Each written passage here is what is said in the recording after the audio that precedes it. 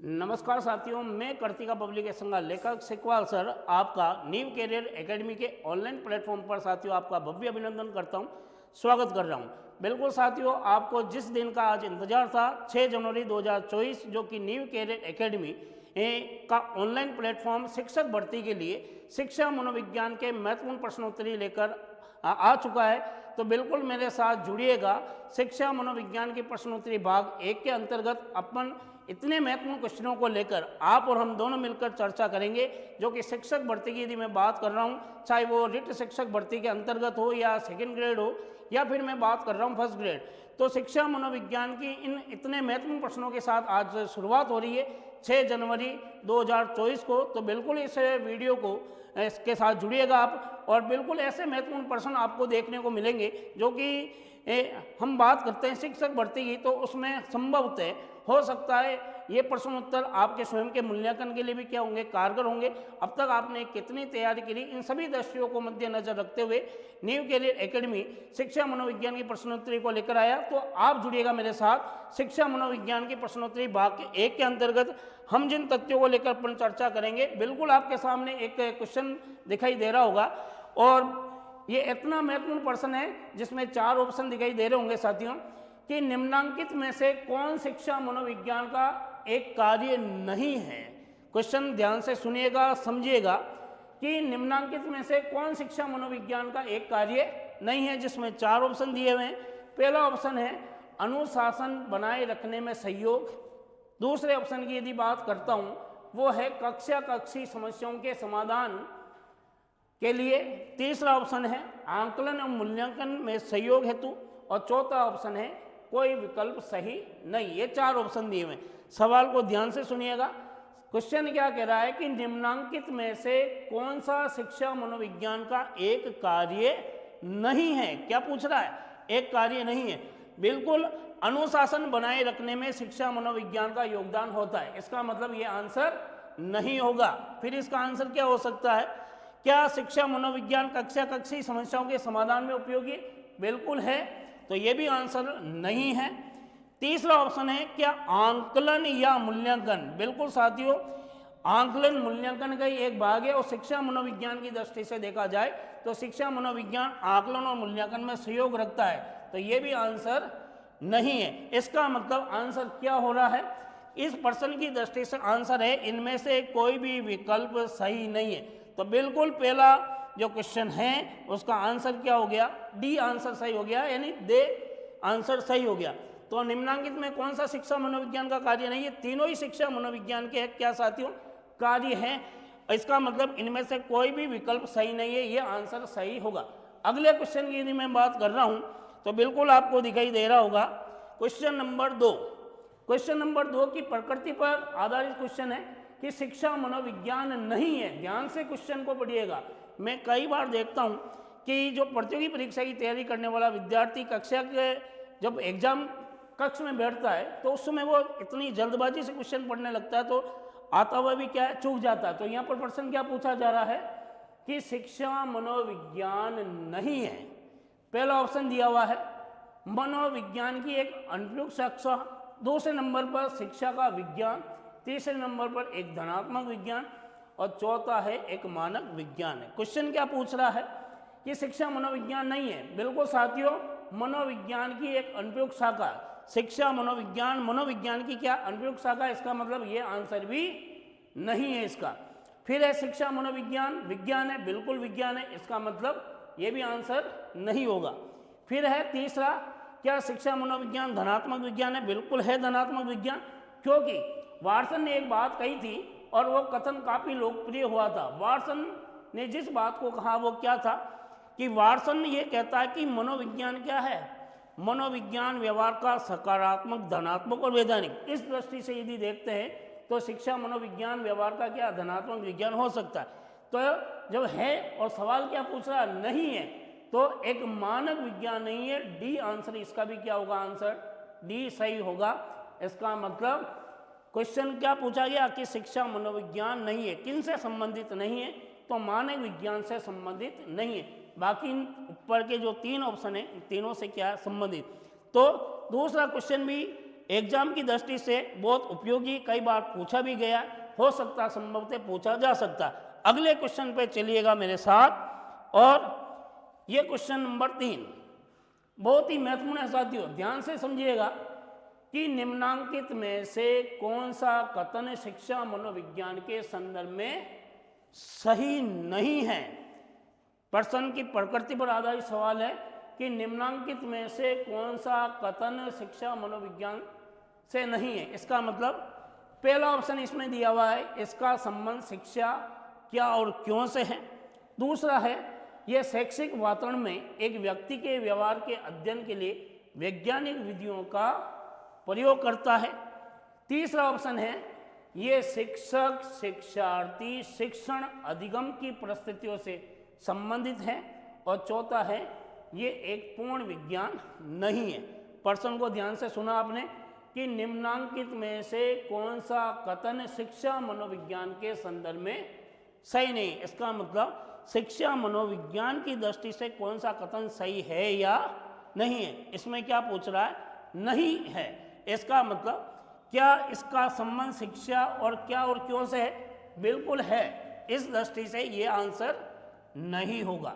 दूसरा, यह शैक्षिक वातावरण में एक व्यक्ति के व्यवहार के अध्ययन के लिए वैज्ञानिक विधियों का प्रयोग करता है। बिल्कुल शिक्षा मनोविज्ञान की ये परिभाषा है कि शिक्षा मनोविज्ञान शैक्षणिक परिस्थितियों में व्यक्ति के व्यवहार का क्या करता है, अध्ययन। तो इस दृष्टि से ये आंसर भी नहीं होगा।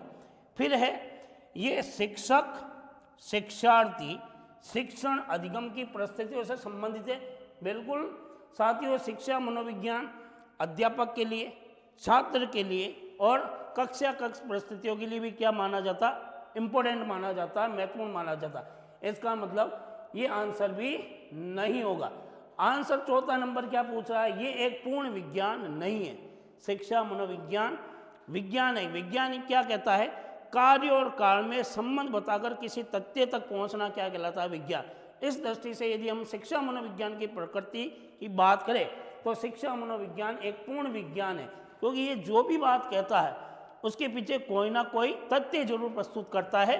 तो आंसर इसका भी क्या होगा, डी आंसर बिल्कुल सही होगा। तो दे आंसर जो है डी है, ये बिल्कुल सही है।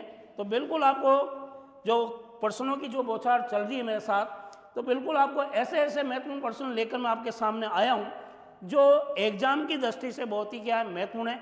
अगले क्वेश्चन पर चलिएगा, क्वेश्चन नंबर 4। तो 4 नंबर की यदि मैं बात कर रहा हूँ, बहुत ही महत्वपूर्ण क्वेश्चन है, परीक्षा की दृष्टि से भी महत्वपूर्ण है।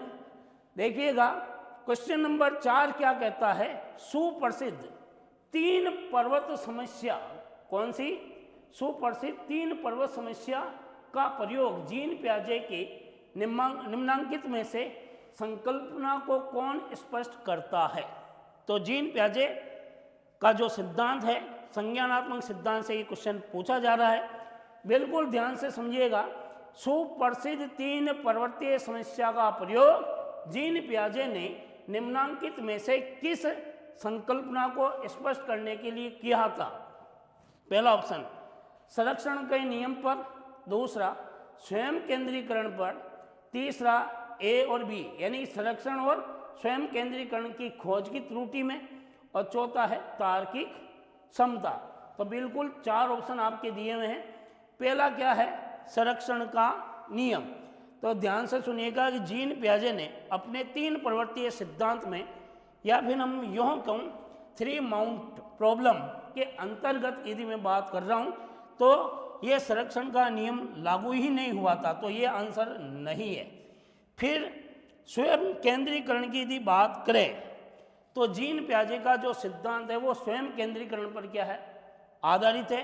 तो आंसर क्या होगा, इसमें जो बे है वो आंसर क्या होगा, सही होगा। ए और बी की खोज का कोई औचित्य नहीं है दोनों पर, और तार्किक क्षमता का जीन पियाजे के सिद्धांत से कोई महत्वपूर्णता नहीं रखता। इसका मतलब आंसर क्या होगा, बी ऑप्शन बिल्कुल सही होगा। तो जीन पियाजे ने 4 तरह की अवस्था ही बताई थी। जीन पियाजे की जो लोकप्रिय पुस्तक थी जिसमें जीन पियाजे ने अपने सिद्धांत को काफ़ी लोकप्रिय बनाया था, वो थी उस पुस्तक की यदि मैं बात करूं, वैसे जीन पियाजे ने लगभग अपने जीवन काल में काफ़ी पुस्तकें लिखी थी, और जिस पुस्तक की लोकप्रियता की ये बात करूं तो वह है चिंतन। चिंतन की भाषा के रूप में काफ़ी लोकप्रिय रही थी। तो बिल्कुल इस तरह के क्वेश्चन मैं आपके सामने लेकर आया हूं जो काफ़ी महत्वपूर्ण है। अगले क्वेश्चन पर हम चलते हैं। क्वेश्चन नंबर 5 बहुत ही महत्वपूर्ण है, कई बार ये एग्जाम में पूछा भी गया है। क्वेश्चन नंबर 5 क्या कहता है? ज्ञान तभी उपयोगी है जब वह स्वयं के निरीक्षण के द्वारा प्राप्त किया गया हो। ये सिद्धांत है। कहने का मतलब ये कथन में से पूछा हुआ सवाल है, बिल्कुल इस कथन को ध्यान से सुनिएगा। ज्ञान तभी उपयोगी है जब वह स्वयं के निरीक्षण के द्वारा प्राप्त किया गया है। इसका संबंध एक्चुअली ये जो प्रश्न पूछा गया, ये सिद्धांत को समझाने के लिए जिस विधि का प्रयोग किया उस पर आधारित है। तो पहला विधि का नाम क्या? हार्वेस्टिंग विधि है। दूसरी है प्रदर्शन विधि, तीसरी है क्रिया विधि, और चौथी है साक्षात्कार विधि। क्या पूछ रहा है? स्वयं के निरीक्षण। और जब स्वयं के निरीक्षण की यदि बात करें तो बिल्कुल उसका संबंध किस विधि से होता है? हार्वेस्टिंग विधि से होता है। ये जो हार्वेस्टिंग विधि है साथियों, ये हार्वेस्टिंग विधि का जो प्रयोग किया गया वो व्यक्तिगत विभिन्नता के अंतर्गत किया गया। किसके अंतर्गत किया गया? व्यक्तिगत विभिन्नता के अंतर्गत इस विधि का प्रयोग किया गया। अब आप सोच रहे होंगे कि व्यक्तिगत विभिन्नता में इस विधि का प्रयोग तो किया, आखिर इस विधि को देने वाला व्यक्ति कौन था? वो व्यक्ति था आर्मस्ट्रॉन्ग। कौन था? आर्मस्ट्रॉन्ग नामक व्यक्ति ने इसके बारे में क्या है बताया था। और इस कारण हार्वेस्टिंग विधि के प्रतिपादक भी कौन होते हैं? आर्मस्ट्रॉन्ग ही होते हैं। तो बिल्कुल ज्ञान तभी उपयोगी है, इसी विधि में इसके बारे में ये कहा गया, ज्ञान तभी उपयोगी है जब स्वयं के निरीक्षण के द्वारा। तो पहला ही ऑप्शन क्या होगा? बिल्कुल सही होगा ए। अब आप सोच रहे होंगे आखिर प्रदर्शन विधि क्यों सही नहीं हुई? क्योंकि प्रदर्शन विधि में केवल प्रदर्शन पर आधारित होता है, स्वयं के ज्ञान का निरीक्षण का कोई औचित्य नहीं होता, इसलिए ये आंसर नहीं है। क्रिया विधि में केवल करके सीखने पर आधारित है, क्रियाओं को महत्व दिया जाता है, इसके कारण ये भी आंसर नहीं है। साक्षात्कार में क्या होता है? आमने सामने होता है, जिसका आकलन करने वाला दूसरा होता है। इसका मतलब हो सकता है आपका साक्षात्कार 3 जने ले रहे हैं या 4 जने ले रहे हैं, तो आकलन भी कौन कर रहे हैं? दूसरे, आप स्वयं नहीं कर रहे। केवल एकमात्र हार्वेस्टिंग विधि है जिसका एक नाम खोज विधि भी कहते हैं। हार्वेस्टिंग विधि को क्या कहते हैं? खोज विधि के नाम से भी जानते हैं, अथवा इस विधि को हम अन्वेषण विधि के नाम से भी जानते हैं। किस विधि के नाम से जानते हैं? अन्वेषण विधि के नाम से भी जानते हैं। जब आप कोई चीज़ स्वयं खोजते हो तो स्वयं के ज्ञान का क्या करते हो साथियों? निरीक्षण करते हो। इस दृष्टि से इसका ए आंसर क्या आया? बिल्कुल सही है। तो पहला ऑप्शन क्या हो गया? राइट हो गया। तो बिल्कुल 5 प्रश्न अभी तक आपने पढ़े हैं, और ये पांचों क्वेश्चन ऐसे थे जो एग्जाम की दृष्टि से काफ़ी महत्वपूर्ण हैं, या पिछली भर्ती परीक्षाओं में संभवतः कहीं ना कहीं पूछे गए हैं। छठे क्वेश्चन में मेरे साथ जुड़िएगा, क्वेश्चन नंबर 6, और वो भी काफ़ी महत्वपूर्ण रहेगा। बिल्कुल आपके सामने श्यामपट पर आपको आपकी स्क्रीन की मोबाइल पर दिखाई दे रहा होगा। क्षेत्र सिद्धांत के अंतर्गत क्या सवाल है? क्षेत्र सिद्धांत के अंतर्गत संज्ञानात्मक संरचना का पर्यायवाची है। क्वेश्चन को ध्यान से समझिएगा तभी आप उत्तर तक पहुंच पाओगे कि क्षेत्र सिद्धांत के अंतर्गत संज्ञानात्मक संरचना के पर्यायवाची है। नंबर 1 पर्यावरण है, व्यक्ति का है, अवबोध का है, या समायोजन का है। 4 ऑप्शन आपके सामने हैं। क्षेत्र सिद्धांत की यदि बात करें तो क्षेत्र सिद्धांत देने वाला व्यक्ति कौन था? देने वाला व्यक्ति जो था वो था कुर्ट लेविन। कौन था? कुर्ट लेविन नामक व्यक्ति ने क्षेत्र सिद्धांत दिया था, और ये सिद्धांत 1917 के आसपास दिया गया। जब इस सिद्धांत को दिया गया तो इस सिद्धांत में कुर्ट लेविन ने एक विशेष बात को महत्वपूर्ण स्थान दिया था। वो बात थी कि कुर्ट लेविन ये कहता है क्षेत्रीय सिद्धांत के अनुसार संज्ञानात्मक संरचना का पर्यायवाची शब्द जो होता है वो वातावरण को विशेष महत्व दिया गया, और यहाँ ऑप्शन में वातावरण की जगह कौन सा है? पर्यावरण। तो आंसर क्या होगा? ए ऑप्शन क्या होगा? बिल्कुल सही होगा। अब आप सोच रहे होंगे ए सही है तो आखिर बी, सी और डी क्यों गलत हुए? तो गलत होने का कारण क्या है कि क्षेत्रीय सिद्धांत में व्यक्ति का कोई औचित्य नहीं है, अधिगमकर्ता को विशेष महत्व दिया गया, तो ये आंसर नहीं है। अवबोध का संबंध नहीं है क्योंकि ये ज्ञानात्मकता या ज्ञान उपयोग पर आधारित चीज़ों को उल्लेख करता है। समायोजन का इसमें कोई औचित्य नहीं है क्योंकि क्षेत्रवादी सिद्धांत पर्यावरण को अपने अनुकूल रखते हुए उद्देश्य के आधार पर अधिगमकर्ता को सिखाने की बात कहता है। क्योंकि क्षेत्रीय सिद्धांत को यदि और देखा जाए, यहाँ पर आपके 2-3 क्वेश्चन और बन रहे हैं कि क्षेत्रीय सिद्धांत के देने वाला तो कुर्तलेवी ने कब दिया? ये सिद्धांत 1917 में दिया गया, अधिगम से पूछा हुआ सवाल है। इसके अलावा क्षेत्रवादी सिद्धांत को और किस नाम से जानते हैं? यदि उस नाम की बात करूं तो क्षेत्रीय सिद्धांत को टोपोलॉजिकल सिद्धांत भी कहते हैं। इसको क्या कहते हैं? टोपोलॉजिकल सिद्धांत। इसके अलावा टोपोलॉजिकल सिद्धांत की यदि बात कर रहे हैं या क्षेत्रवादी, तो टोपोलॉजिकल सिद्धांत के नाम से भी इसको संबोधित किया गया। तो बिल्कुल क्वेश्चन नंबर 6 का आंसर क्या हो गया? पर्यावरण, क्योंकि क्षेत्रवादी सिद्धांत वातावरण को महत्व देता है और वातावरण का संबंध किससे है साथियों? पर्यावरण से। तो इस दृष्टि से ये आंसर क्या हुआ? सही हुआ। अगले क्वेश्चन पर फिर चलिएगा मेरे साथ, क्वेश्चन नंबर 7 में। तो ये मोबाइल की स्क्रीन पर आपको दिखाई दे रहा हुआ क्वेश्चन नंबर 7 क्या कहता है कि शिक्षा मनोविज्ञान की विषय वस्तु, क्या सवाल है कि शिक्षा मनोविज्ञान की विषय वस्तु की व्याख्या के लिए उपयुक्त पद है। क्या शब्द पूछ रहा है? आखिर शिक्षा मनोविज्ञान की विषय वस्तु की व्याख्या के लिए एक तरह से उपयुक्त पद कौन सा हो सकता है? ऑप्शन क्या दिया हुआ है?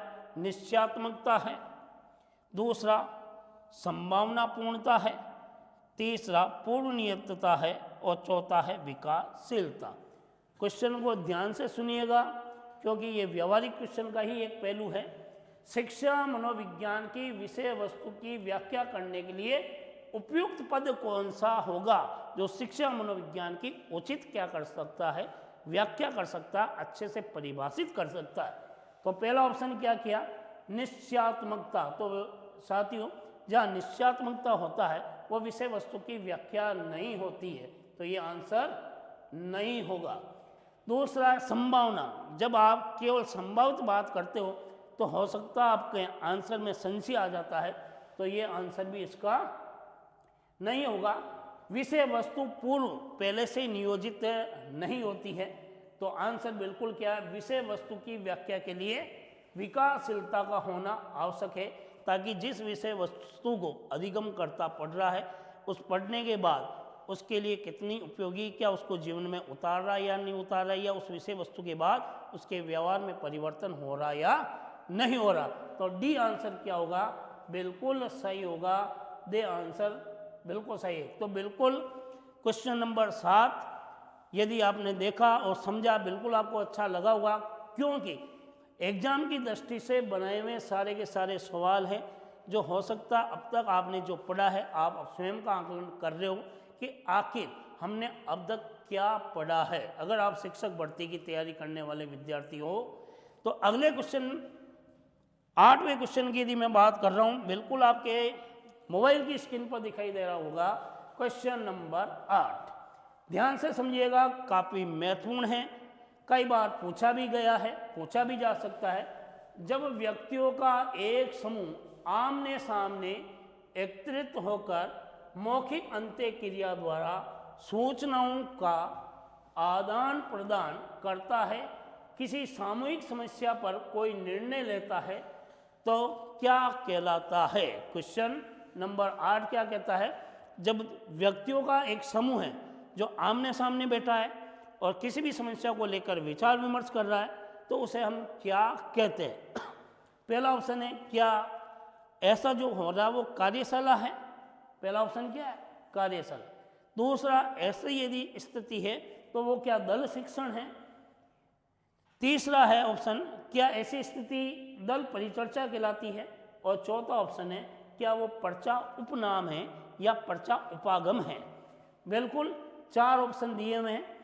जब व्यक्तियों का एक समूह आमने सामने बैठा है और कोई मौखिक अंत्य क्रिया करता है और सूचनाओं को क्या है, आदान प्रदान कर रहा है, तो किसी सामूहिक समस्या पर कोई निर्णय लेता है तो वो क्या कहलाता, कार्यशाला नहीं होती है।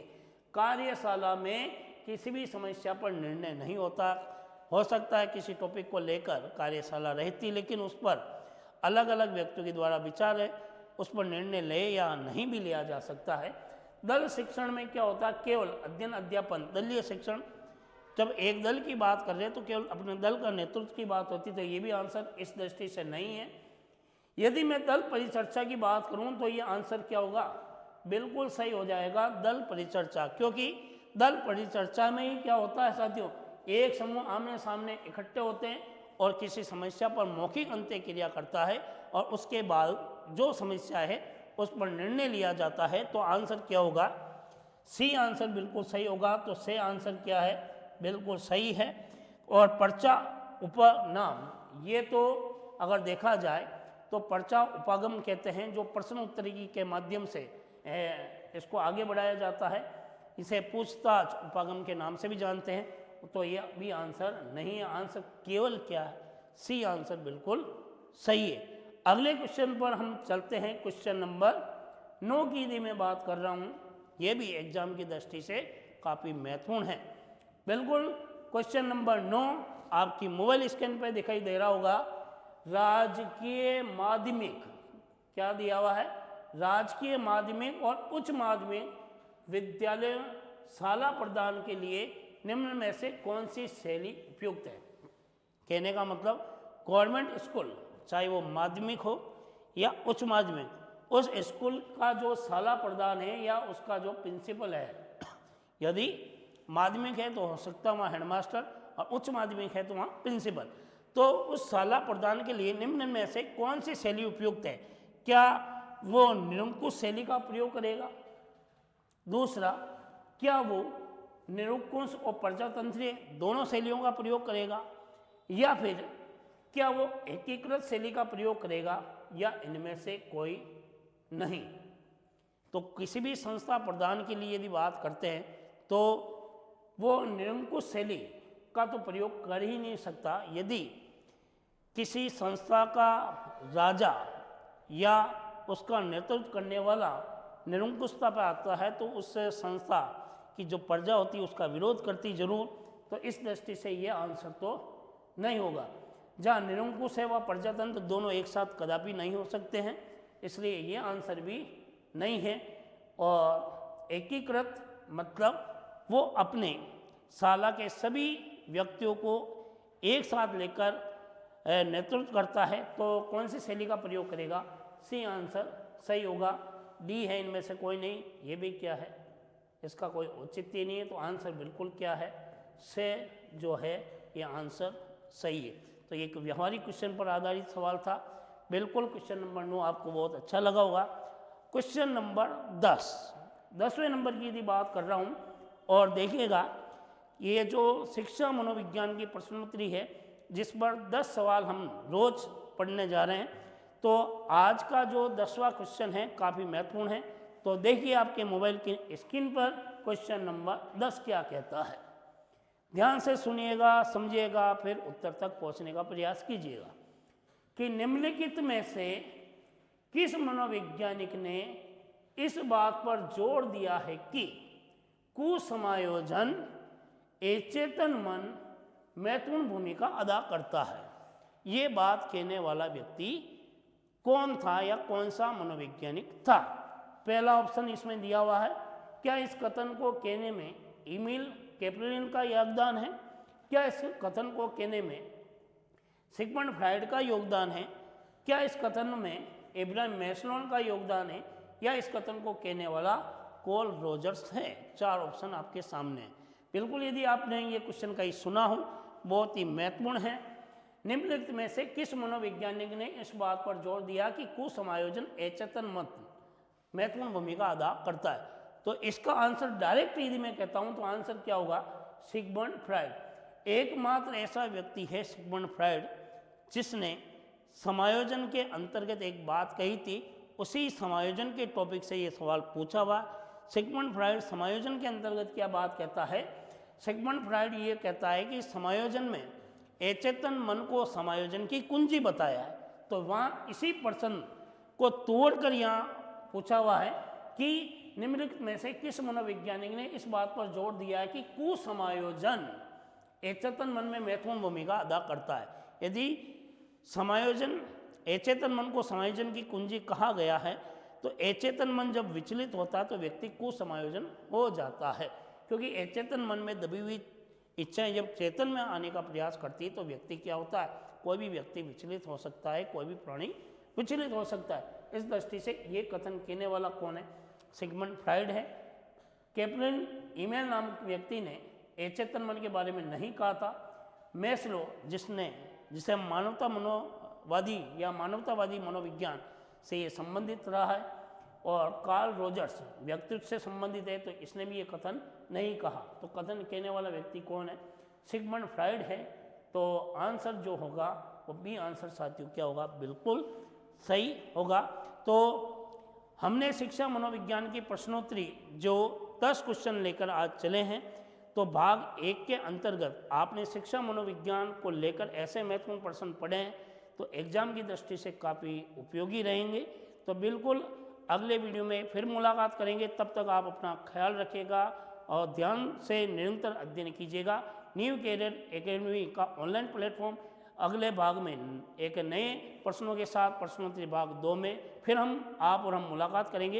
इस वीडियो को ज़्यादा से ज़्यादा शेयर कीजिएगा, लाइक कीजिएगा, ताकि प्रतियोगी परीक्षा की तैयारी करने वाले विद्यार्थी ज़्यादा से ज़्यादा लाभान्वित हो सके। जय हिंद,